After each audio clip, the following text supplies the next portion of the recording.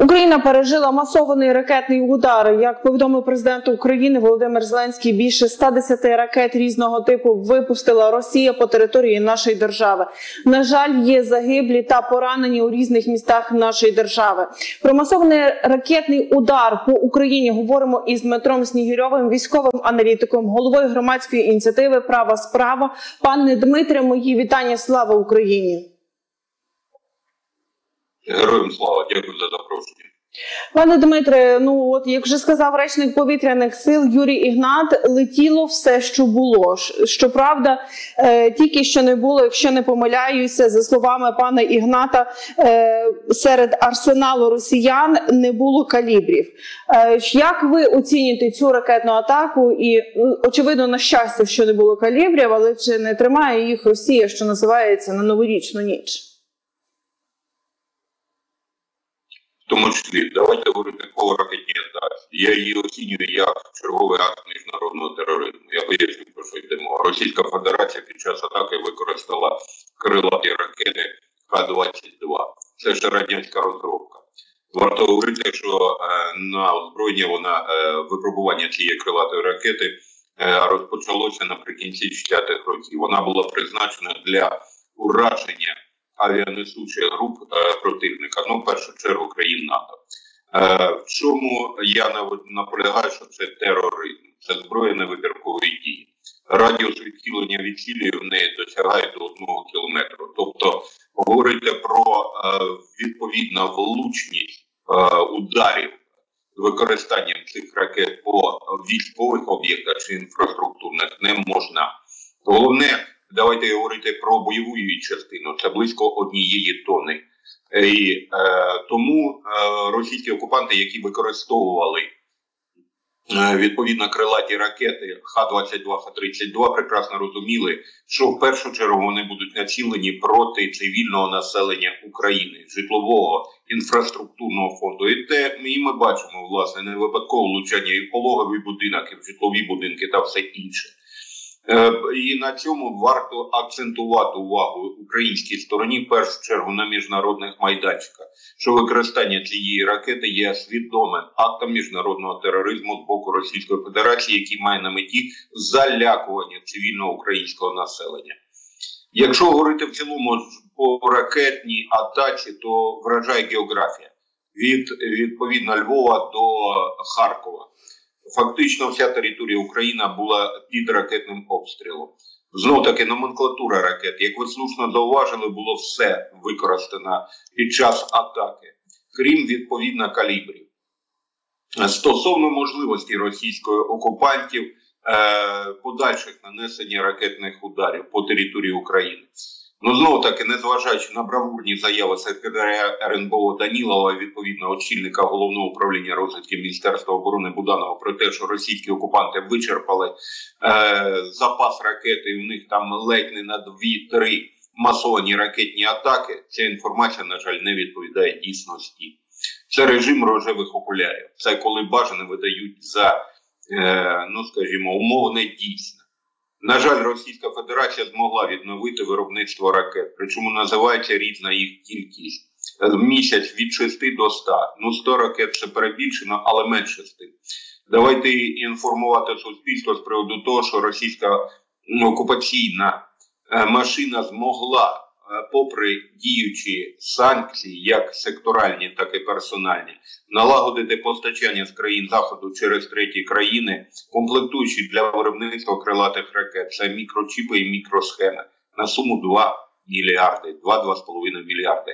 Колосальна сума. І тут, відповідно, вже питання до спецслужб наших провідних західних партнерів. Чому не відслідковуються ці трафіки? Чому не перешкоджають Російській Федерації в моменті можливості відновлення ракетного потенціалу? За оцінками спеціалістів, шановне товариство, ракетний потенціал Російської Федерації наразі це приблизно до 1000 одиниць крилатих і балістичних ракет. Але давайте говорити про те, що українська сторона теж не пасе задніх. Можливості української ППО значно збільшилися. Зауважу, тільки за останній місяць Німеччина передала 4 установки «Айріс-Ті» замість 2 і відповідно додаткова система ППО «Петріот», яка, до речі, може працювати по балістичних ракетах. Бо Х-22 працює по балістичній траєкторії. У неї швидкість 3-4 махи, піднімається на висоту до 22 кілометрів, потім пікіруючи наносить удар по цілі. Чому до цього часу українським ППО не вдавалося збивати ці ракети? Бо можливості її збиття – це 40-50 секунд. Тобто ті застаріли системи ППО ще радянського зразка українські, вони не здатні були фактично протидіяти цим ударам. На жаль, змушений констатувати той факт, що за роки незалежності, починаючи від міністра оборони Гриценка, який зараз піариться, українська система ППО, яка вважалася однією з найбільш ешелонованих в Європі, була розпродана за безцінь. І ми маємо те, що маємо. Фактично наразі українська сторона з нуля створює багатоешелоновану систему ППО, в першу чергу завдяки нашим західним партнерам. З позитиву відзначу, шановне товариство, щоб не було виключного негативу, що Укроборонпрому в співпраці з нашими західними партнерами вдалося відновити і власне виробництво систем ППО, так звані гібридні системи, Франкенштейни, як їх називають. Це коли пускова установка ще радянських ППО, а відповідно використовують ракети для збиття аеродинамічних і аеробалістичних цілей виробництва країн Заходу. Тому і відповідна кількість збитих ракет, вона так само вражає. Але давайте говорити про те, що Російська Федерація вдосконалює тактику нанесення ракетних ударів. Ви бачили, шановна ведуча і шановне товариство, спочатку безпілотники, які фактично промацували українське ППО в моменті протидії ударам, а потім вже наносилися удари безпосередньо крилатими і балістичними ракетами. Ну я просто мушу зазначити, що коли у Львові давали повітряні сили бій безпілотниками, вже було повідомлення від повітряних сил, що Ту-95 підлітають до пускових рубежів. Тобто вже була оця атака, знаєте, спланована. Очевидно, що це не в один день це відбувається. І це було дуже чітко продумано. На жаль. Абсолютно дякую за ваш професіоналізм. Мовиться про те, що Ту-95 і 18 штук було використано. Уявіть собі, рекордна кількість. До цього часу такої кількості не було. Максимум до десятка було в часи найбільших ракетних атак по території України. І знову не випадково, власне, напередодні свят новорічних. Тобто йдеться про те, що дають зрозуміти, натиснути в першу чергу на цивільну складову, що дивіться, жодного населеного пункту в Україні, який би був 100% захищений від ракетних ударів, немає. Від Харкова, ще раз поясню, до Львова, нагадаю, перепрошую. Був застосований, як ви слушно зауважили, принцип так званої зіркової атаки. Безпілотники, які перевантажують систему ППО, і в цей час наноситься удар крилатими ракетами. Бо система ППО змушена реагувати на збиття безпілотних літальних апаратів. Але ще раз підкреслю товариство, по-перше, глибокі співчуття родинам загиблих українців. Але, шановне товариство, не варто, я вчергово наполягаю, не нехтуйте сигналами повітряної тривоги. Має бути відпрацьований алгоритм ваших дій. Використовуйте хоча б принцип 2 стін.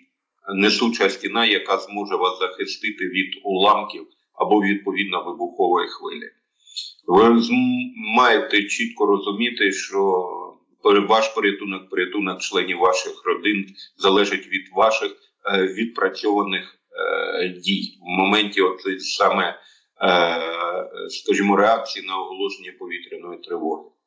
На жаль, ми поки що не можемо сказати точну кількість загиблих, тому що інформація постійно оновлюється. І, на жаль, з різних міст нашої держави є повідомлення про те, що знаходять людей під завалами мертвих. Тому давайте дочекаємося офіційних даних, скільки, на жаль, людей загинуло. Але щиро висловлюємо співчуття всім На жаль, це велика трагедія для всієї країни. Пане Дмитре, ми можемо назвати цю атаку наймасованішою атакою на нашу країну з повітря? От я дивлюся, вже повітряні сили дали статистику, що знищено 87 крилатих ракет, 101 Х-555, Х-55, 27 ударних БПЛА, шахеди. Тобто, все-таки хороша робота ППО, але це була наймасованіша атака. Наймасовніше, давайте говорити так, з використанням, причому як безпілотників 27 не наймасовніша, але загальна сумарна кількість безпілотників і відповідно крилатих балістичних ракет, вона просто вражає. Найбільша наймасовніша атака, яка свідчить про те, що окупанти і надалі будуть продовжувати тактику ракетного терору. Причому давайте і акцентувати увагу товариства на тому, що в військовій доктрині Російської Федерації чітко записане нанесення ударів по об'єктах критичної енергетичної інфраструктури противника з метою примусу до так званих мирних перемовин. Тобто будуть гатити в першу чергу по енергоструктурі і відповідно ключових логістичних об'єктах, щоб змусити політичний провід України пристати на так звані мирні перемовини. Але за сценарієм, як завжди, Москви. Утім, у нас, як ви слушно зауважили, є протидія подібним планам російської окупаційної армії в моменті успішних дій українського ППО. Просто де вони тут знайшли об'єкти критичної інфраструктури в Пологовому, в торговому центрі, школі, садочку, житловому будинку. Напевно, десь в когось на кухні стояли, я не знаю, F-16, а може якісь Петріоти в Пологовому ховали. Просто така абсурдна, що в мене немає, знаєте, як то називається, культурних і цензурних слів. Але скажіть, будь ласка, пане Дмитре, питаюся у вас, як у експерта, скільки їм потрібно часу на відновлення, аби повторити цей масований удар? Шановна ведуча, це помилково, знаєте, коли нам намагалися нав'язати, їм потрібен час на відновлення, ще раз повторюю, арсенал до 1000 крилатих і балістичних ракет, наразі використали 100. Тобто нескладна арифметика, 900 залишилося. Тобто це може бути навіть вже і під вечір, чи вночі, чи зранку, це не потрібно якогось світинку часу? Це залежати від того, наскільки вони швидко отримають інформацію щодо характеру руйнації від попередньої ракетної атаки, відповідно тих цілей, які ставилися. Але, як ви бачили, було декілька хвиль ракетних і атак з використанням безпілотників. Тобто все залежить від сценарію нанесення ударів і тих цілей, які планувалося уразити. Хвилі можуть бути, теоретично можуть бути по декілька разів на день. Я ще раз підкреслюю, на жаль, запас ракет є. Пане Дмитре, я дякую, що знайшли час. Нагадаю нашим глядачам, що ми спілкувалися з Дмитром Снігирьовим, військовим аналітиком, головою громадської ініціативи «Права справа». Пане Дмитре, дякую.